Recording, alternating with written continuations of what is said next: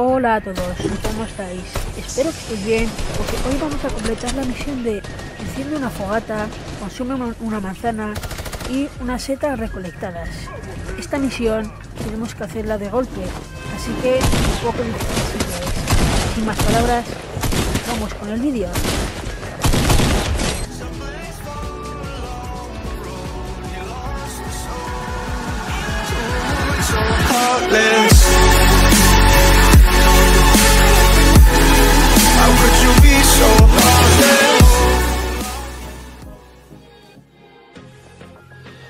Las manzanas se encuentran al norte de Finca Fenesi.